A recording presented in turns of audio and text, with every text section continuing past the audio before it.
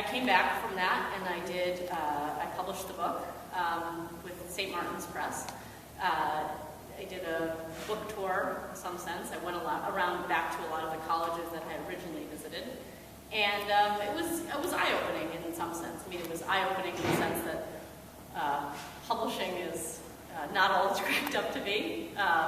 It was great to get the book published, but then these days authors are very much, have to be entrepreneurs, and you have to go promote the book yourself. You can't depend on some publicity department to go get stories about the book. You have to basically be calling all of your contacts and begging them to give you speeches and begging them to write things about you.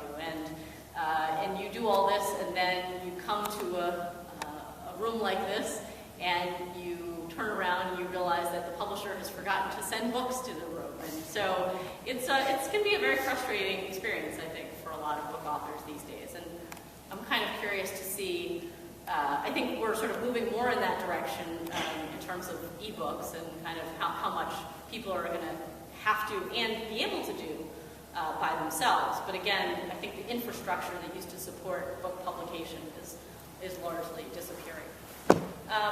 So after publishing God on the Cloud, I did some other things, and then I ended up working at the Wall Street Journal for a few years. I ended up sort of getting back to where I was, only in a position where I was editing other people's copy and commissioning articles and getting to write a lot myself. And it was a great experience. I did that for about 5 years, and I think some of this I'm going to depend on you guys afterwards if you want to ask questions about any of this. If it's journalism is something that interests you, please feel free to ask me about any of these experiences. I'm happy to talk about them. But I did that for a few years, and one of the things that I found certainly was that editing is a whole other set of skills. Being a good writer does not make you a good editor at all. And once again, I had a mentor who not only kind of would give me something I had edited and then just re-edit it himself. He would actually sort of take me through what I had done and then show me what he would have done differently. And again, whatever profession you're going into, I'm sure this is good advice, but I find writing and editing are very solitary kind of activities. And so people don't always think to find other people to help them with it. But editing in particular is something that is a real skill that is missing at a lot of publications out there. And so if it's ever something that interests you, someone once told me actually that the best way to get your foot in the door at any kind of newspaper is to be a very good copy editor and to get on the copy desk. So even if that's not ultimately what you want to do, publications are so desperate for well-edited copy that they are willing to take people who just have that skill, regardless of where you went to school or what publications you have under your belt. If you can do a good job fixing up somebody else's writing, you're in good shape. So I worked at the Wall Street Journal for a few years, and then I left again, voluntarily. I have friends in the newspaper industry who are convinced I may be one of the only people who left a major newspaper voluntarily in the last 10 years. And there's probably some truth to that. There have been a lot of involuntary leavings in the last few years. But I decided I wanted to go back to writing books. So that is what I have done for the last couple of years.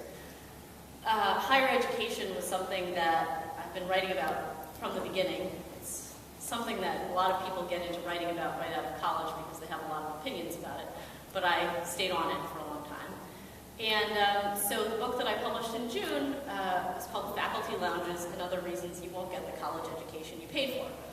So I've offended a lot of people, and I've joked with my parents that the book could be called Confessions of an Ungrateful Child. My parents, my father's a college professor, and my mother used to be one, but they've somehow put up with me. And so the book is a lot about kind of trying to unravel for people what higher education is these days. It's sort of it's an industry in the same way that healthcare is an industry. There are a lot of moving parts, and very few people who are not on the inside of it, I think, really understand what the incentives are. Every week, the Chronicle of Higher Education comes out with a publication, that's about this thick, and it's filled with articles that if you do not have kind of a direct view into what is going on, I mean, it's a very hard, I think, it's a complex structure to understand. So the book that I wrote was, you know, for lay people, for people who are thinking about sending their kids to college, who have just paid for their own college education, or who are thinking about paying for their own college education. And it's a way of, you know, understanding, in part at least, what the incentives are for faculty. And one of the things that I found that was very surprising to me, even after I had written about higher education for so long, was that the incentive for faculty in colleges is almost all to do research. So when I say research, I think what jumps to most people's mind is sort of, you know, cutting edge, life-saving drugs, something like that, mostly hard scientific research. But actually the bulk of the research that goes on college campuses these days is in the social sciences and the humanities. And in my opinion, most of it is of pretty questionable value. In the humanities, you will get either professors who are trying to find desperately some new take on some work that has been studied countless times before. There were 100 new academic works last year alone published on Shakespeare. So you can imagine how many new things we have to say about Shakespeare in the year 2010, or 2009, or 2008. There's actually a book, I think it's called The Year's Work in Shakespeare. And it's actually a book that simply lists and gives a brief synopsis of every book and article that has been written on Shakespeare in the last year. And it's about this thing. I mean, it's a little, I'm a big fan of Shakespeare, by the way, but it's a little disturbing that this is how I think most faculty are spending their time, and where they're not spending their time increasingly is in the classroom. So there was a study that was done in 2005 that came out in the Journal of Higher Education that suggested that for every additional hour a professor spends in the classroom, he or she will get paid less. There's a running joke on a lot of university campuses that the professors who get the teaching awards are the ones who are least likely to be rewarded with tenure when they come up for it. And this was actually true not only at large state universities, it turned out to be true at community colleges, it was true at liberal arts colleges, and this is not true of every school, but this was on average where the incentives in the profession are. The faculty are basically writing monographs about, you know, some of the things are perfectly interesting, but the people who teach undergraduates are generally the people on the lowest part of the totem pole.